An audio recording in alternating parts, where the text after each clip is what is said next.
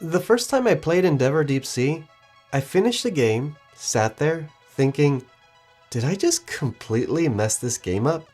Or is this game secretly brilliant? This is one of those games that doesn't shout at you, but rather quietly challenges you. After a few plays later, I feel like I finally understand what it's doing. Let's talk about it.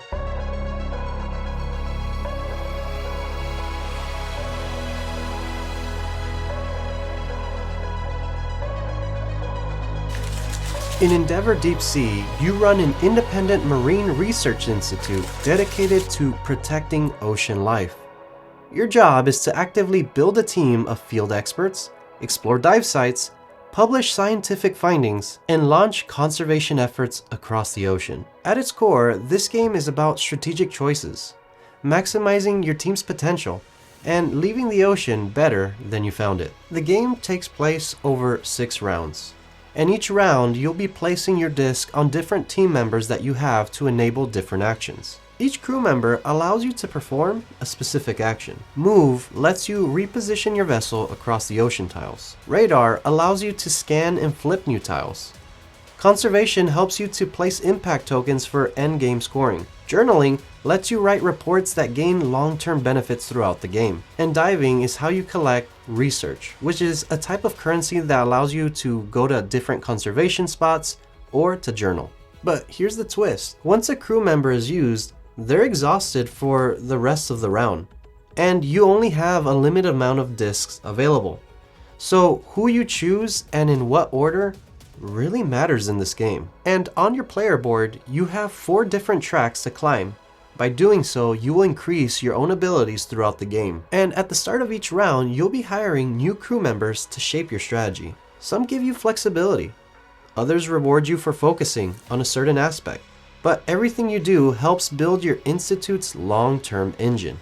Let's start off with what I enjoyed about Endeavor Deep Sea. First off, I really enjoyed the sense of discovery within this game. Each game feels unique as you flip over new ocean tiles and uncover fresh challenges and rewards, creating an excitement for what's to come as you dive deeper into the ocean. I really enjoyed the aspect to hire crew members at the start of each round. It feels really satisfying to build your crew throughout the game. And the iconography, although a little confusing at the start, is beautifully helped with a nicely written player aid, which I really enjoyed and would refer to this quite a bit when we discovered a new tile. After a while and you get a bit more familiar with the iconography, the game runs very smoothly. I also appreciate how accessible this game is. When you set it up, yes, it does look a bit intimidating with everyone having their own player board and all these tiles are laid out on the table. However, I've noticed that when I've taught this game, within the 3rd, 4th round, everybody has a really good sense of what they're doing and they're already strategizing what their moves are for that round. This game has a nice mix of approachability and depth. And then there's the modes of play within this game. You can play it in 3 different ways: solo, competitive, or cooperative. I've had the chance to play it competitively and cooperatively, and I've enjoyed my time with both modes. But I have to say, I think cooperative mode is the best way to go, especially on your first go around when playing this game. And the reason why I'm left with that opinion is because cooperative mode encourages open discussion. Where should you move your vessel? Which crew member should we hire to help the overall objective of the game? And within co-op mode, the objectives are a lot more clear.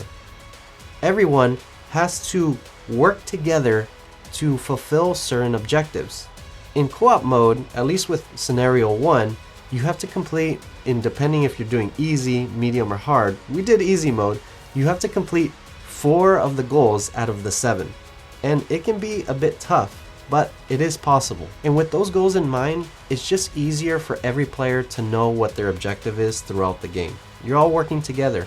You can openly discuss what your plans are, what you want to do for the next round, and it just helps every player feel like they're contributing to the game. And that means that at the second go around of this game, when you decide to play it competitively, the game is going to be a lot smoother within all the players, and it should be pretty competitive. Just know, with co-op mode, I believe that the goals are just a lot more clear to understand, especially when teaching the newer players. While with competitive mode, it's how you accrue points, and whoever has the most wins. But that can be a little trickier, especially when teaching newer players. But however, as much as I've enjoyed this game, Endeavor Deep Sea is not a perfect game. One thing that's left a weird taste in my mouth, or that's driven me a little bit crazy, is how the game ends. You would think that by round 5 or round 6, your institute or player board would be built up to the point where your engine should be humming and you should feel unstoppable to a certain degree. But for me, the climax of the game where it builds up to round 6, where you've built that engine, it just feels a bit underwhelming. The problems that you have in round 6 feel similar to the problems you have in round 2. You still feel constrained by the same problems. Limited disc, limited crew, tight positioning. And yes, there is strategy to the game. I'm not trying to take away from that, because there is setup of how you want to place yourself for future rounds. However, it just doesn't build up to the kind of crescendo I expect from an engine builder. At the end of a lot of games, it just left me wondering, did I hire wrong crew members? Did I just make that many critical mistakes throughout the game and I just didn't realize it? Or is this game just punishing you so subtly to the point that you don't realize you're behind until the very last round? Now, that's not necessarily a bad thing, because it did leave me with a feeling of, okay, let's set this up again. I want to play again because I want to do something differently and I feel like I can play better. But it just left this lingering feeling that I didn't get the full experience or the full payoff of all the work that I put in throughout the game. So where does that leave us? Well, I believe Endeavor Deep Sea is a well-designed, eco-driven game with a clean engine, clever mechanics, and multiple ways to play. I really do think it's approachable for newer players. But there's also enough crunch there and depth for hobbyists to really enjoy and sink their teeth in. This game doesn't end in fireworks. It doesn't build up to a degree or to a point that I would want in an engine builder. However, I do think that this game is thoughtful, thematic, and offers real replay value.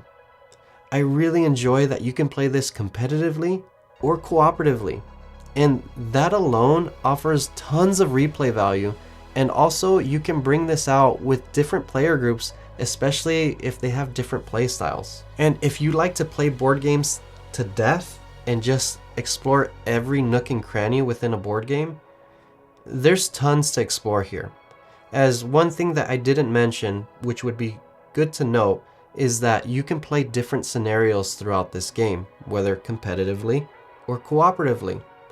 You can do scenario 1, which gives you certain objectives, but you can do scenario 2, which the objectives change in how you want to score points or what goals to complete together when playing cooperatively.